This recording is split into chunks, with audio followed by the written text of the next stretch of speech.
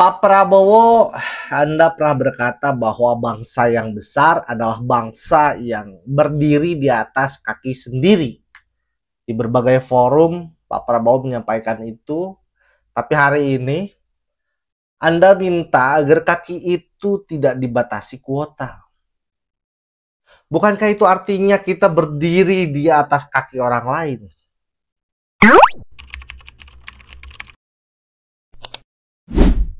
Kita harus mampu memberi makan kepada seluruh rakyat Indonesia. Tidak lagi impor, tidak akan impor beras lagi, tidak akan impor jagung lagi, tidak akan impor garam lagi. Saya minta ya, ada Menteri Pertanian, ada Menteri Perdagangan, nggak usah ada kuota apalagi semua, nggak ada kuota. Siapa mau impor daging, silakan, siapa aja boleh impor. Mau impor apa, silakan, buka aja. Assalamualaikum warahmatullahi wabarakatuh. Selamat datang di YouTube dan selamat datang di channel catatan isu, tempat di mana saya mencatat dan berperspektif terhadap isu. Ironi impor di negeri swasembada. Dulu katanya negara ini tidak boleh bergantung pada impor beras. Sekarang bilangnya kita akan hapus kuota impor agar bisa fleksibel. Bahkan bahasanya terkesan hiperbola. Dulu teriaknya nasionalisme, sekarang pergerakannya terlihatnya seperti liberal. Dulu janji menolak jadi bangsa pengecut impor, sekarang justru jadi penghapus pagar pembatasnya. Sungguh ironi kalau melihat situasi hari ini. Jadi siapa yang sebenarnya dikhianati? Petani, publik, atau janji itu sendiri? Dalam pernyataan terbaru, Presiden Prabowo menyebut bahwa kuota impor seharusnya dihapus agar Indonesia tidak terjebak dalam situasi kelangkaan barang pokok ketika masyarakat butuhkan. Logikanya, kita tidak boleh menghambat regulasi kalau rakyat butuh makan. Tapi kalau begitu, pertanyaannya buat apa kita bangun pertanian swasembada kalau pada akhirnya pintu impor itu malah dibuka selebar-lebarnya? Itu sangat menjadi pertanyaan besar. Di tahun 2014 dan 2019, Prabowo secara tegas menyatakan Indonesia harus swasembada pangan.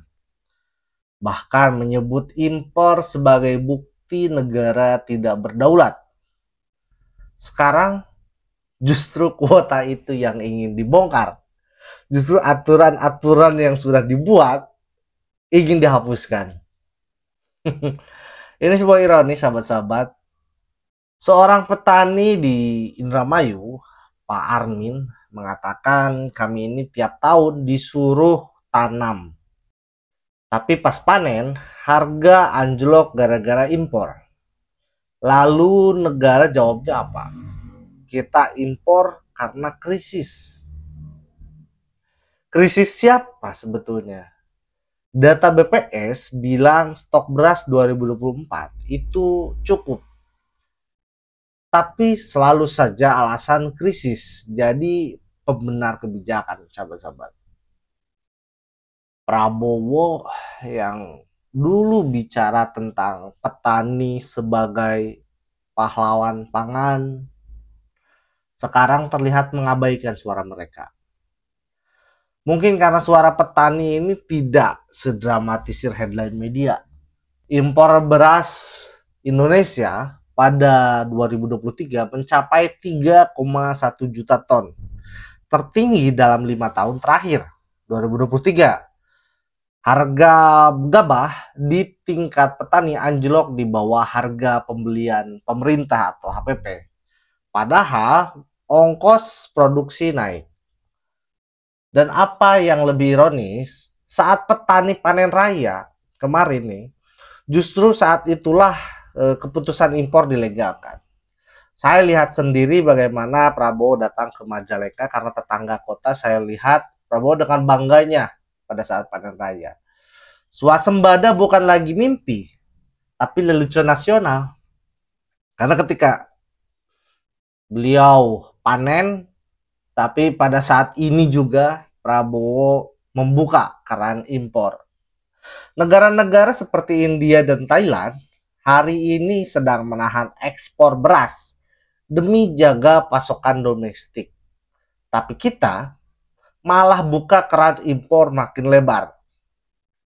Prabowo menyebut fleksibilitas impor sebagai strategi ketahanan.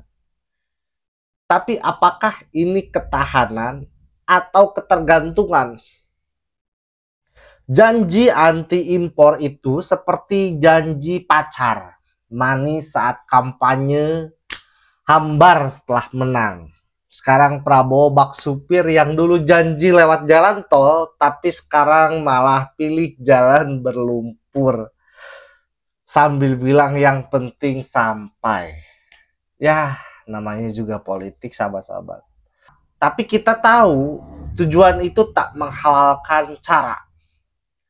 Kalau caranya mengorbankan petani lokal demi data inflasi yang cantik, maka ini bukan lagi strategi ekonomi, ini adalah pengkhianatan sosial.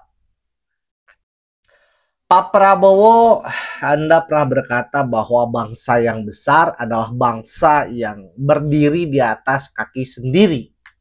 Di berbagai forum, Pak Prabowo menyampaikan itu, tapi hari ini Anda minta agar kaki itu tidak dibatasi kuota. Bukankah itu artinya kita berdiri di atas kaki orang lain?